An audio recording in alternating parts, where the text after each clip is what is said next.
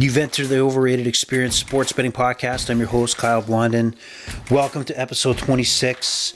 And look for an exciting weekend coming up of betting action. Follow us here on Twitter at Overrated EXPER2 and throw us any tweets, your picks, your thoughts, your suggestions for the show, anything you got betting related. Send it our way. Give us an opinion. Give us a follow. Whatever you need to do. Let's get it on Twitter and let's get together and share some information. You've joined the Overrated Experience Sports Betting Podcast. What you're going to get with this is, I'm going to switch this up. I'm going to say basically this is my journey as a sports bettor. You're following along where I go, and this is not for the pros. This is not for the professionals. This is for the longtime sports gambler who's looking to become better, looking to become more like a pro. And you're going to follow me as I, rise and fall and rise again, fall again throughout the betting world. And my goal right now for this year is, as we approach football season next season, that we learn how to bet and bet successfully. And we're going to do that together. And I want you to come along for the ride. We're going to bring special guests in over time. We're going to talk about different major events. And we're going to get at it and talk sports betting, news, and just even gambling itself, the industry. So be ready. And for the Overrated Experience, that's what you're getting into. Here we go. So just taking a step back into last week, episode 25, Overrated Experience. I'll tell you straight up, that was one of the worst plays, predictions, weeks that I know I've had in my sports gambling career. Not a lot went well going into last weekend. And I formulated a lot of bad habits like you normally do, and I'm sure you can relate when you start dropping a few games you thought you had a good handle on, and then you start chasing, making stupid decisions, making stupid bets to win it back quickly, and losing patience. And these are bad habits that we all have, where your bankroll goes to zero and you just kick yourself at the end because of the stupidity of your emotion gets you. I hate to lose. More than it's not necessarily the money. I know that we do this to make the money. But to me, when you lose and you're watching, and that's probably a big mistake when you're watching some of these games. I'll give you an example. Watching Manchester City and Bournemouth, and I had a same game parlay where all I needed was one more shot on target. And when you're watching the last 4 minutes and plus extra time, when you see top level world class players open opportunities to just strike the ball on net, and it's just going into the fifth row, or decide to pass versus shoot, or just hesitate on a play, it's just very, very frustrating, and that contributes to future bad decisions on that Saturday afternoon as you start getting in deeper and you start betting hockey and looking at the overs and just sticking with the overs. And then going into Saturday night, you're trying to just get it all back. You got MLS and more NHL action and NBA action. And MLS, exciting, opening weekend. That failed completely. So a lot went wrong. I guarantee that you, the sports gambler, can relate to a lot of the ups and downs of what we do. But yet last week was horrible. And I'm telling you right now, I'm establishing this to the Overrated Experience audience out there. I got to think of a name for that. Overrated Experience audience is not cutting it. So I got to build, I got to think like that. I was thinking like 10 commandments, like put chisel some stone and put some 10 rules in place and just stick by them. But I think that's been done before. I don't know where, but I'm sure it's been done before. But maybe rules of engagement when it comes to betting, and just sticking to discipline, patience, and the golden rules. Maybe it's you don't bet on a certain sport. Maybe, I don't know what it is. Like I haven't figured those out yet, but as the time goes on, I'll share with you what I believe are some golden rules that I'm going to come up with. I think they're going to have to evolve over time, like anything else, and see if it works. But I know I've steered off track. And if I was a sports franchise, I'd be in full rebuild right now. So my betting skill right now is in full rebuild mode. And usually when you're in a full rebuild mode, you're tanking. And I'm not tanking by choice. My picks just last week sucked. So It makes you second guess yourself if it is the picks you're making, if they're solid picks, and you got to really assess if you're on the right pathway and just getting a bad streak going. But I know there's some bad habits in here that I gotta shake out. So we're gonna move forward with the podcast. A lot to talk about. UFC 285 coming up. John Jones versus Cyril Gane for the vacant heavyweight championship for the UFC. We'll touch base on that and how to, all the different bets along with watching and experiencing the UFC that you can make. It's not just simply pick one guy or the other. Formula One, never bet it in my life, but starts this weekend, the Bahrain race. Formula One, very popular Netflix series out there. A lot of people love that. So there's a lot of bettors on there. I'll just go through quickly on what those betting options will be. And maybe you'll take interest since it's an early morning. I think it's Sunday morning. But again, it's almost like golf where you have a lot of choice to make when it comes to the betting action. And you don't need to stick to just picking a winner. There's various things to bet that are different aspects to the race. I think you'll love if you're a car racing fan. NHL action coming into the weekend, of course, and talk a little bit about the trade deadline. I applaud the NHL because when we left the NBA deadline and the action that took place there, a lot of movement happened in the NBA, and I didn't think the NHL could to keep up. Although we didn't have we had impact players move in the NHL. We had a high volume. We didn't have a Kevin Durant type player move, but we had a lot of significant moves, and I think it will change the landscape heading into April's NHL Stanley Cup playoffs. And we'll talk a little bit about that, along with picks for the weekend and what we like. NBA action going strong. EPL, MLS. I'm thinking about potentially giving a Friday Bundesliga, German Bundesliga, a pick between Dortmund and Leipzig. That's my German accent. I don't know if it works for you or not, but let's go with it. But got a shout out to our listeners from the U.S. out west in Washington State, also Woodville, Ohio, in our local area, Scarborough, Toronto, Durham region, Bowmanville, Whitby, Mississauga. You know what? Keep showing up and clicking on the subscribe. And I don't care how you find us, just find us and join us. Get on Twitter, like I said, Overrated, EXPER2, and let's get going.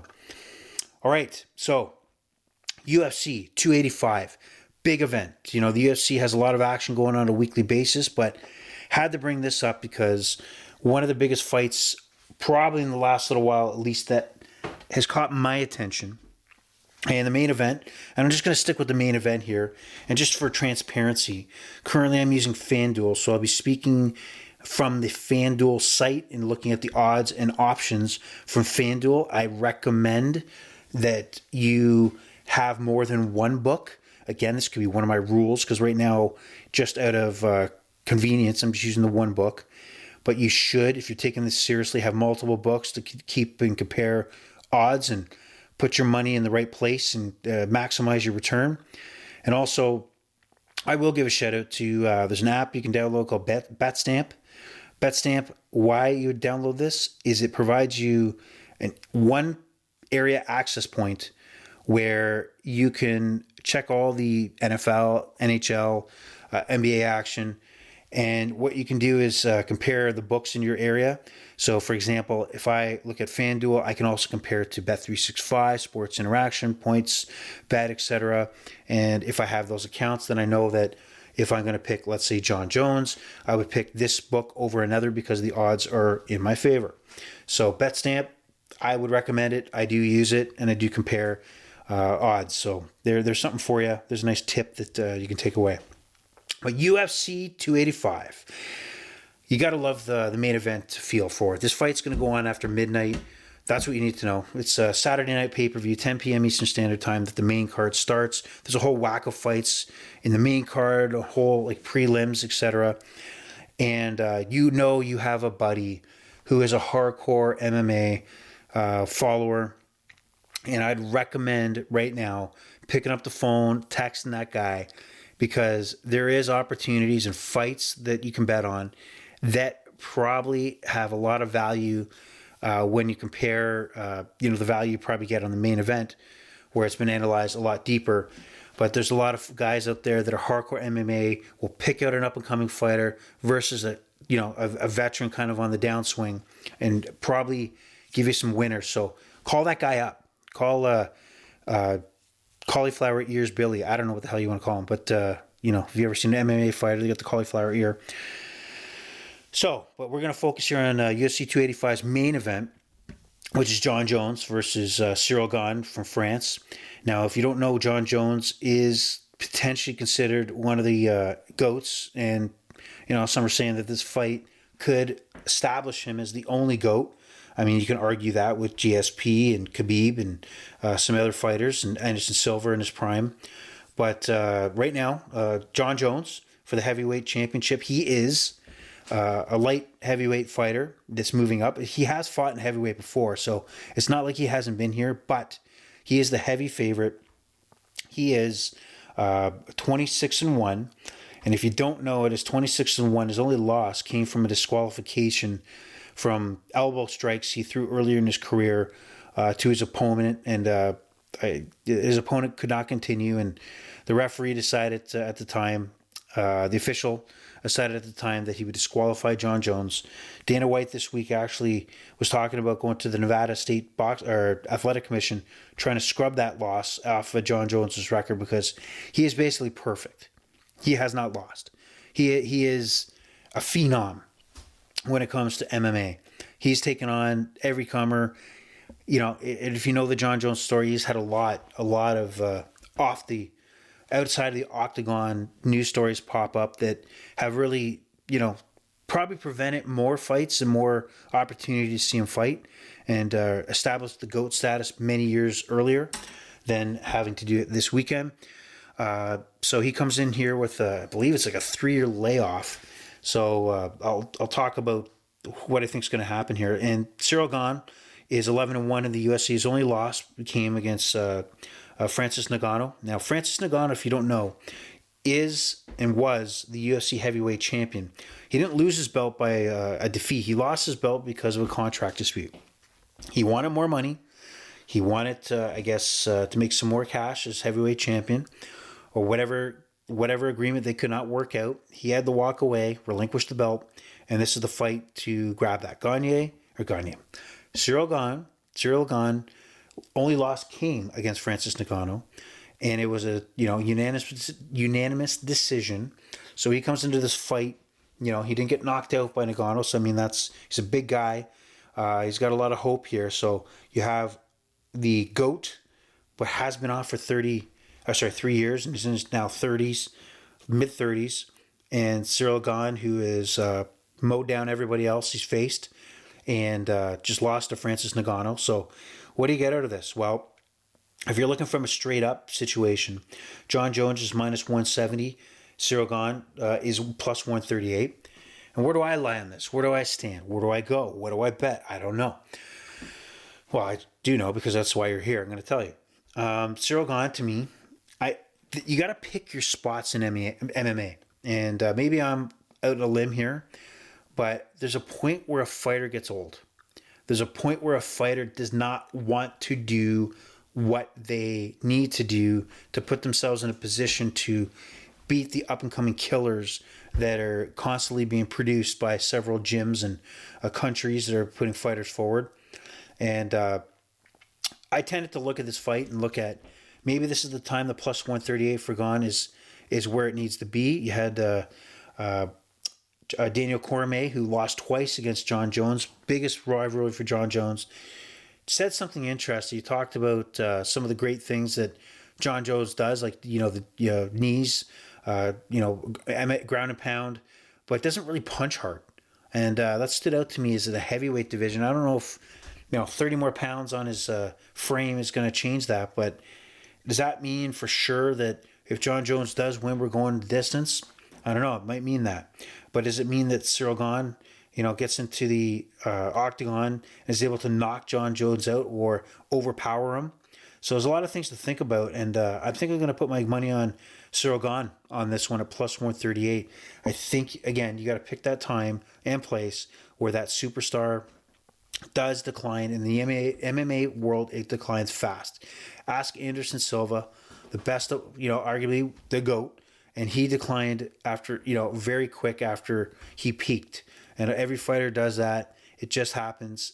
Everybody can't be like Khabib, where he left on top, and 10 years from now we'll look back and say, wow, that was probably kept his legacy where it needed to be. Same with GSP. He never came back, and that's put his legacy at the highest of the high.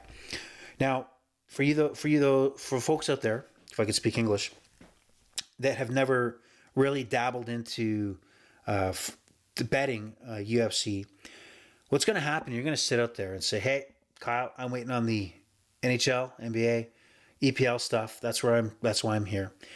But you're going to be on a couch somewhere at a bar somewhere at 12 o'clock Eastern Standard Time, or maybe 9 o'clock Western Pacific Time, whatever.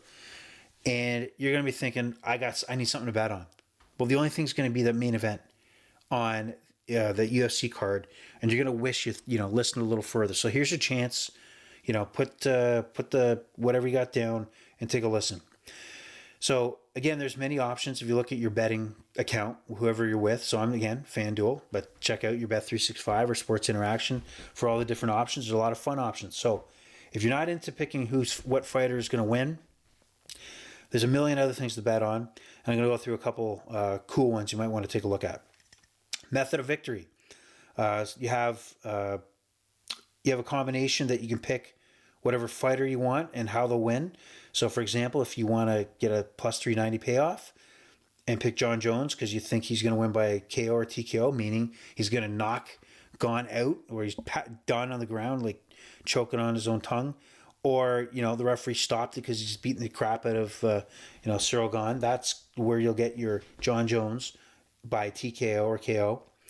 And again, you can do by Jon Jones by points or submission. And the same idea with Cyril Gane for TKO and KO, points or submission, different odds there. So that's an interesting bet if you still want to hang on a winner and the way it's going to happen. You can also pick on what round the fight will end in. So if Jon Jones, let's say, puts Cyril Gane in a triangle and chokes him out, taps out in the round, third round, and you took that round, it's plus 900. So your $100 is going to give you a $900 profit. Or if Cyril Gane suddenly lands a key punch to Jon Jones's chin in the third round and knocks him out, you win. You don't care who wins as long as it just happens in the third round. You could also talk about total rounds. Over under 4.5 is the minus 158. I mean, the odds are kind of pointing that this will go the championship round distance, which is 5 rounds. So non-championship or main event fights only go 3 rounds, but our championship fights do go 5 rounds. So the odds are telling us that this is going to go to a decision. All right. Some other interesting bets on are, let's see, how fight will end. And instead of picking, again, a fighter, you think that somebody's going to win by KO or TKO. That's plus 185. So $100 will win you $185 profit. Submission is plus 410. And points, meaning that they go to the judges, is minus 125. So I just read off what the odds are for the 3 types of ways this fight's going to end. Which one do you think that the odds makers are thinking how it's going to end? Well, guess what? It's going to end by points. That's what the odds makers are saying. So minus 125 is a pretty good value, but if you want to get risky, try that submission. Nobody's thinking submission though. So TKO might be the way to go. KO, if you want to take a chance on winning some more money. But a lot of options here that you can take. A lot of specials too. A lot of the books have specials. So I'll just give you a sample size of it. So Jon Jones to win and 5th round to start. So he wins whatever time within the 5th round. That'll get you plus 165. Jon Jones to win in round 3 to start. Again, that's plus even money, so that will get you a win. So my take is going to be more of taking a chance on Cyril Gane, and also how will the fight end, and probably go by points, minus 125. And time props, will the fight go the distance? Yes, minus 116. So if you're going to take the points, I mean, if you're going to take the points at minus 25, you might as well, at minus 116, will the fight go the distance? You'd be an idiot not to take the distance, right? So why not do that instead? So that's UFC 285. Steve Buffer is going to be in the ring, or he's going to be in the octagon, sorry, not the ring. He's going to hype the crowd up. Fight, you know, I could do it right now. I could do my best Bruce Buffer impression, but it's way too loud.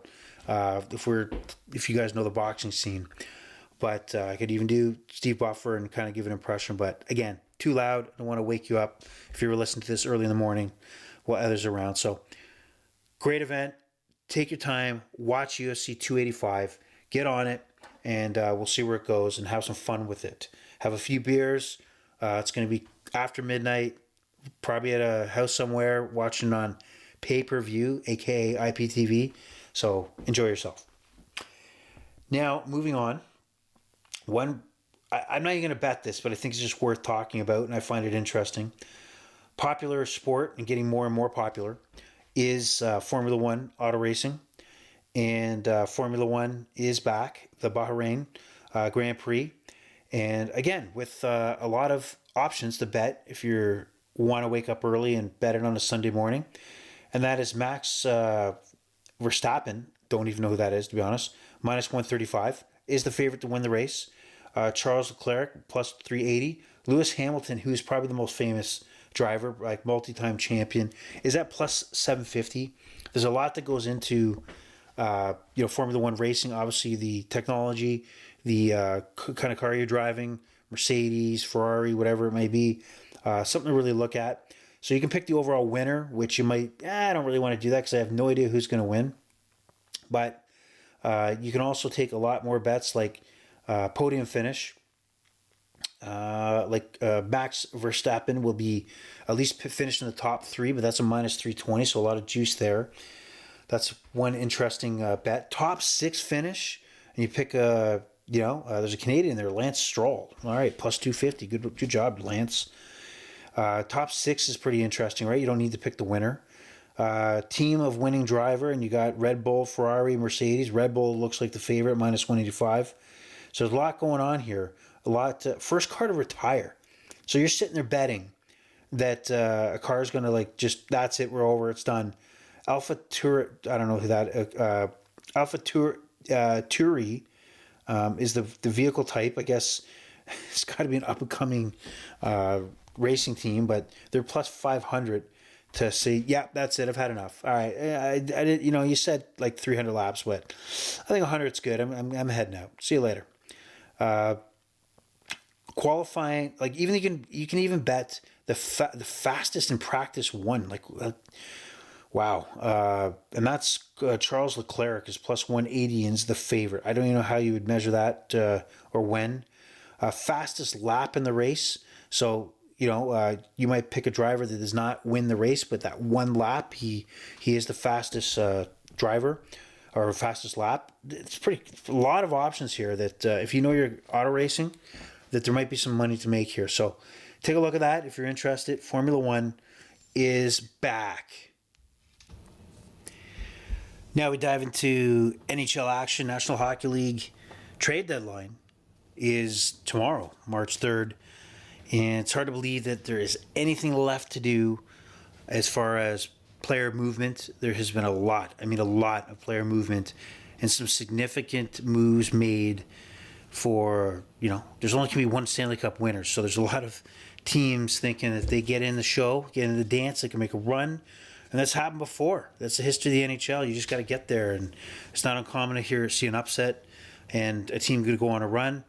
But if you look at the betting odds right now to win the Stanley Cup, Boston, deservedly so, is still plus 420, which is well above the Avalanche, previous defending Stanley Cup champions, at plus 650 to repeat. Carolina Hurricanes are plus 750.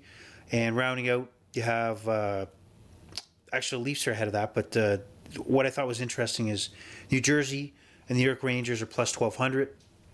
And each of these teams will be playing each other. At least the odds are very, very in the favor that these teams are going to meet in the first round. So If you put a couple bucks on both teams, you know you're going to have at least one of the teams that you bet at 1,200 move on to the second round and only have 3 rounds to go. I can see the Rangers making a run. I don't know about the Devils. Devils are having a great season, but I don't know how well that will translate heading into the playoffs. And if they have that, I got in and had that first round where we got knocked out and kind of grow from there kind of moment. So Boston, though, they're clearly the best team. If you follow the NHL and watch the Boston Bruins play night in and night out, they're the team that adapts to every team they're playing. They can play an up-tempo game, a defensive game. I think they've only lost 9 games all year, or whatever the total is. They are man-to-man the best team in the NHL, regardless of what move is made, and should be disappointed if they don't take the Stanley Cup home. Some of the moves they made, they picked up Orlov, a defenseman from Washington.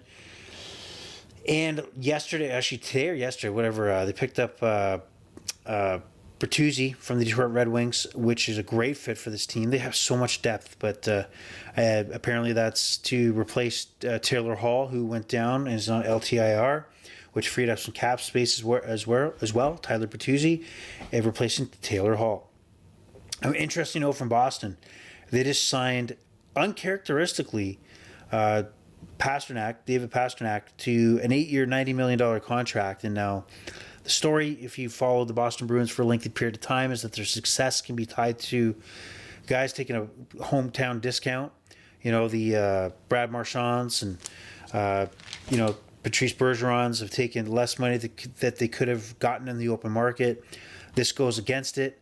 So this could be the end or the beginning of the end of the Boston Bruins as we see it, because there's no way when you start adding guys for 8 years and $90 million that a few of the guys you don't want to leave are going to have to leave. So Boston, odds-on favorite. From this neck of the woods, the Leafs, we talked about picking up Ryan O'Reilly, former Conn Smythe winner, as NHL MVP when the Blues won the Stanley Cup. Great addition there. They've also picked up Manson and Shen on the back end, one from Chicago, one from Vancouver. The Leafs are all in. Kyle Dubas on his contract, last year of his contract, and you got the feeling that I can't see, even though I love these moves, I think they're win or lose, they were the right moves to make, and if you're going to go on a run. But if they can't get out of the first round again, I got to believe that they're going to go in a different direction and go find somebody else to lead the way. We'll see what happens. Ottawa picked up Jeff Chikrin, the defenseman that seems like he's been on the trade block for 2 years with the Arizona Coyotes, and they got a few draft picks here and they're relatively cheap. And the question is why couldn't the Coyotes make this trade well before now? So it doesn't make sense. Ottawa going on a little run here, looking to try to squeak into the playoffs. Let's see what happens here. And if you watched the back-to-back with Detroit, I gotta love Brady Tkachuk, man. He was going to the Detroit bench, challenging anybody who wanted to say anything about it, challenging anybody on that bench to a fight. I don't think anybody called him out on it, but man, that's a guy you want on your team. Any team can use a Brady Tkachuk. Vegas Golden Knights, just to note, Jonathan Quick, goaltender for the LA Kings, Stanley Cup winner. Big part of their 2 Stanley Cup wins years back. Obviously, he's getting older, not as effective. I was basically dumped to the Columbus Blue Jackets the other day, and I don't think he was happy about it, but doesn't matter. He's been moved again. So he spent 1 day with the Columbus Blue Jackets, and now he's a Vegas Golden Knight. I think it's a great pickup for the Golden Knights. Obviously they're running with the goaltending they have after some of their trading off Fleury and Leonard down with injury. So I think a good pickup, and to see if he can capture that moment. And it'd be funny if somehow the Kings and Golden Knights met in the playoffs at some point and Quick was a difference maker. We'll see. Matthias Ekholm has now joined the Edmonton Oilers. The Edmonton Oilers are desperate to maximize the time they have Connor McDavid and Leon Draisaitl and try to make a Stanley Cup run. I'm not convinced. I think it's a good pickup. However, there's too many holes in the team. The goaltending sucks. The decor again, is not strong enough, I don't think. They don't have the depth. So they're in a tough spot. I just don't think they got the horses to get past the Colorados, or, if they get to the final, go through Boston. Just it's not going to happen. Winnipeg Jets. This is a team that's flying under the radar. This is one of the best teams in the NHL. They picked up Nino Niederreiter which is a good solid pickup from the Nashville Predators, but they have the team to go on a run, like a run. Hellebuck in net. You have Scheifele, Kyle Connor, Dubois. They have a lot of guns in this, man. They got to do something tomorrow. Just add some depth, maybe add an impact player. What time and space will a Winnipeg Jets team be in a position with this talent to make a move? I don't see it. But now's the time for you, Winnipeg. Now, I'm going to go off on a tangent here, but the Arizona Coyotes, basically the laughingstock of the NHL. They play at Mullet Arena, which actually is pretty nice, but it's a 5,000 seat college rink, which they share with the Arizona State team.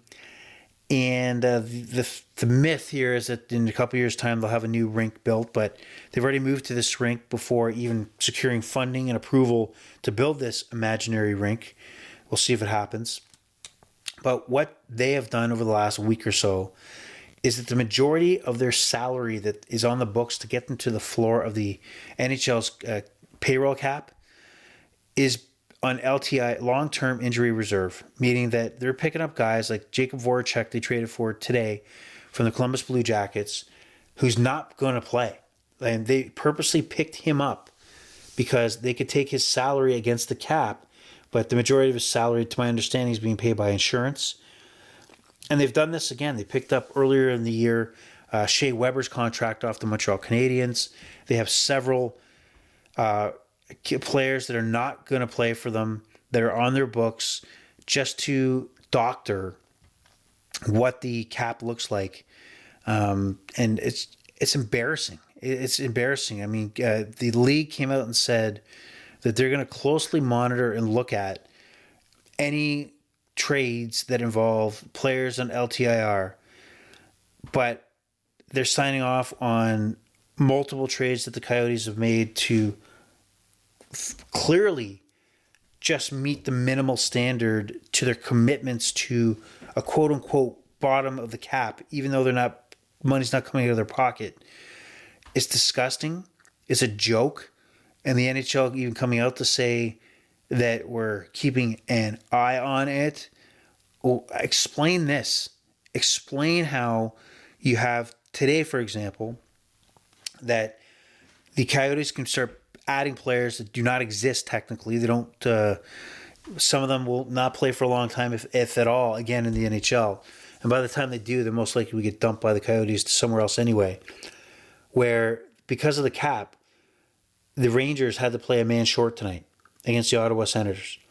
So they had to play with 12 forwards and 5D because of their cap situation and the NHL declining an emergency call-up. I don't get it. I don't get it. I understand that the business model in the NHL is you buy a team, hold it for a lengthy period of time, and the value of the team is going to go up and you can sell it, or there's real estate incentives to pick up a team. I guess tax. I have no idea. But it's getting too far where the game's health is not being considered as it should. And Bettman, it's time for him to go. He's, 30 years, longest serving commissioner. Like, he's close to being the longest in history of the four major sports: NFL, NBA, MLB, NHL. It's time to go. And it has to take this league in a new direction. So, disgusting. Arizona Coyotes, sorry that, you got to plan this team. All these guys, young guys, that just trash. But, anywho, going into Friday's action, looking at the board, I like a little parlay here. I think Seattle's back on track.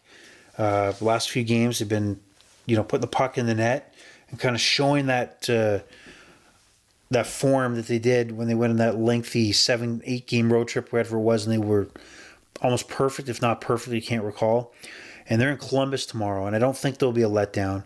They're minus 164, so I'm going to take Seattle and parlay that with the Carolina Hurricanes, who are facing the Arizona Coyotes at Mullet Arena. Coyotes do play, if you watch Coyotes, they do play well as far as the guys they have. They try and they hustle and try to win. But I think Carolina's, with Rob Brindamore as coach, I don't see a letdown here. And they're minus 360, but you parlay that back, you put $100 on that 2 games, Columbus and Seattle. That's going to get you $105 profit. So take it. I like it, and going with it. Good value pick that I'm leaning toward is Winnipeg is in Edmonton. Winnipeg is plus 132, and believe it or not, they don't have Connor McDavid, they don't have Leon Draisaitl, but they do have like 6 or 7 other guys that Edmonton does not have beyond their first line, and they don't have a goaltender like Kyle Hellebuck. So at plus 132, I'll take the Winnipeg Jets. Edmonton is up and down. They're not. They're McDavid, and that's what they are. But they're not. They're soft. They're a soft team, and I don't know what they are. So Winnipeg plus 132, like that. And you know what? Throw a few shillings on New Jersey visiting Vegas over 6. Sometimes New Jersey can get in a situation on a run where they're scoring a lot of goals. So they score 7 goals in Colorado. Maybe it doesn't happen in Vegas. Vegas has become a little stingy, but I'm going to count on the Devils to be run and gun. So get out there. And going into the weekend, odds are not out, but Rangers take on the Boston Bruins. If it's at a 6.5, I hate to do this, but I do like the under on that. Parlay I do like on Saturday, again without knowing the odds. Nashville is in Chicago. Now, Chicago is tanking, man. They're terrible. They were terrible against Arizona a couple days ago. They're not here to win. They're looking for Connor Bedard and put themselves in the best position to get that franchise-turning player. That's what they're gunning for. So Nashville's going to squeak this out or blow them out, but either way, they're going to get the W. Add in Ottawa on Saturday. Ottawa is taking on the Columbus Blue Jackets. Senators, again, are making a run. They got things going for them. They're hot right now. And Columbus at home should be easy pickings. And Leafs take on the Vancouver Canucks at the 7 p.m. game, Eastern Standard Time. I like goals in this game. The Leafs have been in Edmonton and Calgary. Not a lot of goals scored, but I see Vancouver giving up goals. So just like if it's 7, I would still take it. I think it's worth it. And so take that, the over. Sunday, interesting matchup. New Jersey, Arizona, Mullet Arena. I like that one to be like a run and gun game. New Jersey is here to play and score. And, just take that over 6.5 if that becomes available. That is the NHL story. So we'll put that to rest. And we're going to move on to the National Basketball Association.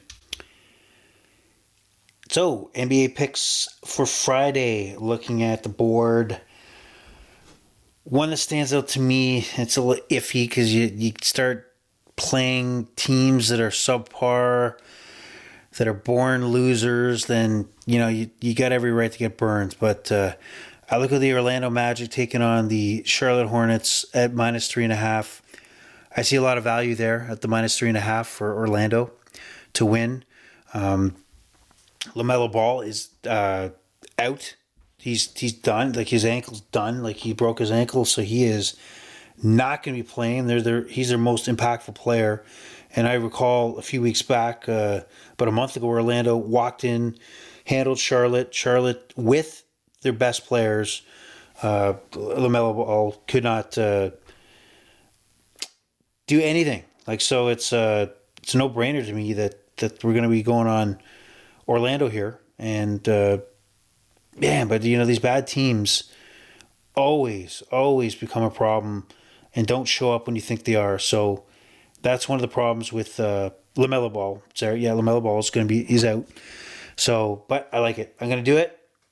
Orlando Magic, minus 3.5. Done.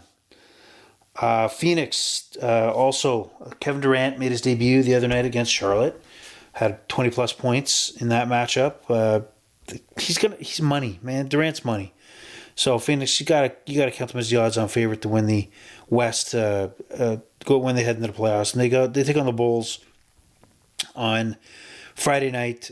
And the Bulls are not going to put much of a fight. The Bulls are average at best, and not taking that next level. And I got to believe that the Kevin Durant factor is going to be fresh, and they take the win. But if you put a parlay together with Phoenix, and then you go down and take a risk, because Memphis did knock off Denver at home a few games ago, but Denver is at home now at 10 o'clock on Friday night. So if you match up Phoenix plus Denver, your $100 to get you $105. I like that matchup as well. And a value pick, I think, is that Lakers over Minnesota. Right now, the Minnesota Timberwolves are a 1-point favorite. On the road in LA. LA did knock off OKC the other night without LeBron and Anthony Davis. I do think they've brought enough weapons to LA during the trade deadline that this team is functional without LeBron and can win against a Minnesota Timberwolves team. They're not going to obviously beat the Phoenix Suns of the world, the Dallas Mavericks. They're going to beat the Minnesota Timberwolves, so I think there's value there. LeBron apparently is minimum out 3 weeks until his ankle can be evaluated, so that's a huge blow for the Lakers. Just nothing going right for the Lakers, so it's pretty much done. Anthony Davis would have to be leaned on and play every game. That's not going to happen. He can't stay healthy and carry the team. I think the idea for the Lakers was always going to be LeBron joins, he brings over Anthony Davis, and kind of hands the mantle that it's your team now, and I'll play Robin to your Batman. But that ain't happening. He picked the wrong guy. They got the bubble ring, but not what he probably expected for the many years after. So that's the Friday board for the NBA. Going into Saturday, some interesting matchups, again, without odds posted. Raptors play their second game against the Washington Wizards. I like the Washington Wizards to win that game, so it might be a nice parlay option again. I don't think Toronto matches up well with Washington.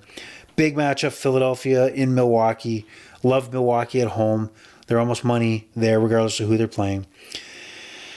Minnesota-Sacramento. Minnesota-Sacramento will both be on back-to-back nights, but I still see these as high point totals. So if it's anything around 233, take the over.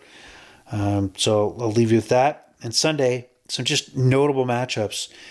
Phoenix heads into Dallas, so Kevin Durant will play Kyrie on Sunday afternoon. Golden State with Steph Curry is back, so that's a factor taking on the Lakers. Steph Curry is back. He is the difference maker, so that's important to note if you're looking at betting that game. And New York Knicks are in Boston, which the reason why I put this on the board was the game earlier this week where the Knicks beat the Boston Celtics. The Boston Celtics were atrocious and out of character hitting threes. Just Tatum got 2 technicals, got tossed, missed free throws in this game. If there's a low total, like a very low total, I would hit it. There's no way Boston is going to show up, and especially at home, and miss the amount of threes that they missed, and the shots they missed were horrible. And hopefully we get the value out of that previous game, which I think was an anomaly. So I like Boston straight up, or at least even 3.5 points. Give me Boston. But the total, I'm interested to see if it's in the low 220s. If it's low 221, 22, and even better, take it, because it's good. There's going to be more Boston Celtic 3-point action. So that's the story in the National Basketball Association. Some soccer action to take you into the weekend, and we're going to start with the EPL. Starting 7:30 a.m. Eastern Standard Time. Manchester City, who's chasing down Arsenal, taking on Newcastle, which is a team that was on fire at the start of the year. It's kind of declining now. They're on the outside looking in. They're holding down the Europa 5th position, but they want Champions League. I don't think they're going to get there. They're fading fast. But what I do like in this matchup is I do at least like a goal and a half. But I love also to match it up with the corners. So same game parlay, you match up the goal and a half and over 8.5 gets you 100, gets you over 100. So, or no, it gets you less. It's kind of a 100 gets you like $75 profit.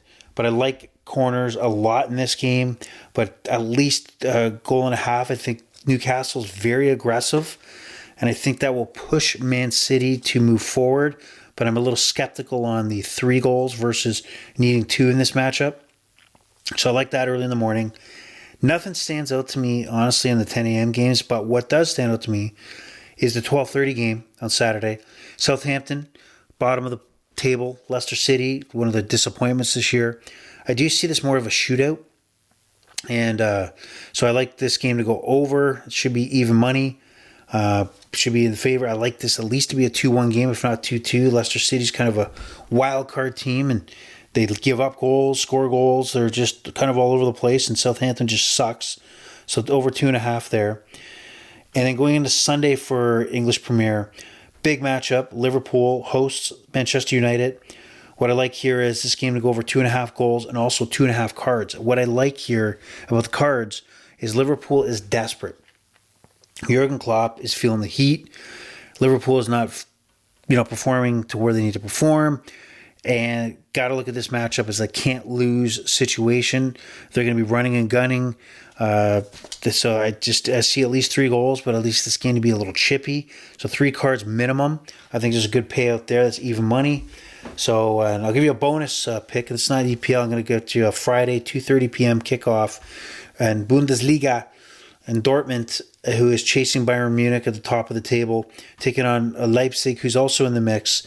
So a good value play here is this game to go over a goal and a half, along with 8 corners. These teams match up and have a high corners in the last few games, and at least 2 goals I could see here. So 100 will get you a $105 payoff. So there's a little bonus German action. Don't have a lot for MLS right now. It's only week 2. But one game it does stand out to me. Orlando City hosting Cincinnati. Cincinnati to me is kind of a wild card team.